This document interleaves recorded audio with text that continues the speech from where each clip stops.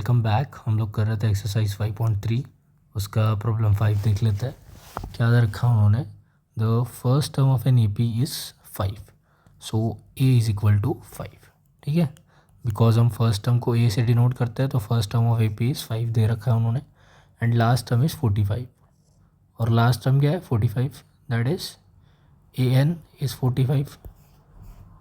ठीक है, और सम कितना दे रखा है, मतलब टोटल एन टर्म्स का सम, जितने भी टर्म्स है एपी में उनका सम दे रखा है 400।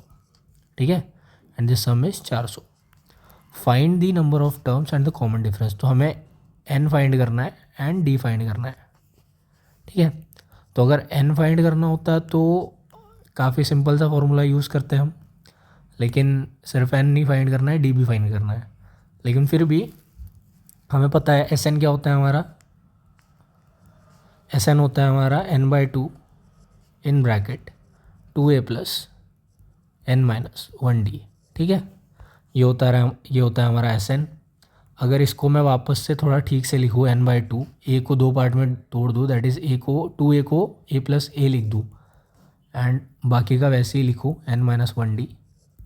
ठीक है, तो यहाँ से क्या निकल के आ रहा है, ये फर्स्ट टर्म तो एज इट इज़ रह रहा है। ठीक, बाद में ये a प्लस n-1d किसके जैसा दिख रहा है, ये जो nth टर्म ऑफ AP होता है उसके जैसा दिख रहा है। ठीक है, और ये चीज़ हमने शॉर्ट वाले वीडियोस में करी थी कि Sn जो होता है उसको हम लिख सकते हैं n/2 times first term plus nth term. तो उन्होंने हमको फर्स्ट टर्म दे रखा है, nth टर्म दे रखा है, Sn दे रखा है, तो इससे हमारा 400 मतलब इससे हमारा n निकल जाएगा। कैसे निकल जाएगा, Sn को रख देंगे 400, n/2 आएगा एज इट इज़। ए क्या था हमारा, ए था 5, an था हमारा 45। तो finally n/2 will be equal to 45 plus 5 is 50 times 400। तो your 400 will be equal to 2 1 2 2 25 50, तो 25 टाइम्स n। तो n हो जाएगा हमारा 400/25। दोनों साइड 25 से डिवाइड कर दिया, ये इस 25 को इधर साइड ले गए, जो भी आपको सिंपल लगता है, दोनों एक ही बात है। ठीक है, तो 25 को अगर 25 कितने जा 400 होता है, एक तो इसको ब्रेक डाउन कर देते हैं थोड़ा सा। तो 400 को लिख देता हूँ मैं 40 × 10, 25 को लिख देता हूँ 5 × 5। ठीक है, तो 5 1 ज़ा 5, 5 8 ज़ा 40 होता है, और 5 1 ज़ा 5, 5 2 ज़ा 10 होता है। तो ये हो जाएगा हमारा 8 × 2, तो n की वैल्यू हो जाएगी 16।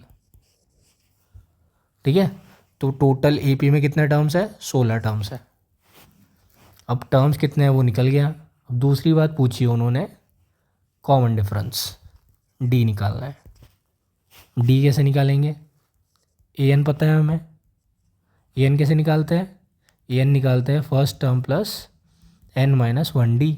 ठीक है, ए एन दे रखा है 45, ए दे रखा है 5, ए एन मतलब लास्ट टर्म है, और टोटल कितने टर्म है, 16 टर्म है, तो एन की वैल्यू आ जाएगी 16 - 1 इंटू डी हमें पता नहीं है कितना है, तो ये 5 को इधर ले जाएंगे तो हो जाएगा 45 - 5, 16 - 1 इज़ 15 टाइम्स डी। तो 45 - 5 इज़ 40, ये हो जाएगा 50, 15 टाइम्स डी। ठीक है, तो डी होगा हमारा 40/15। वापस ब्रेक डाउन कर देंगे, 40 हो जाएगा हमारा 8 × 5, 15 हो जाएगा हमारा 3 × 5। तो your common difference is 5 5 cancel होने के बाद 8/3। क्लियर है, कैसे आया, 40 को 15 से डिवाइड कर दिया, 40 को फैक्टर कर दिया 8 × 5, 15 को फैक्टर कर दिया 3 × 5, 5 5 कैंसिल कर दिए तो 8/3 बचा। तो यहाँ से आपका कॉमन डिफरेंस निकल के आ गया 8/3।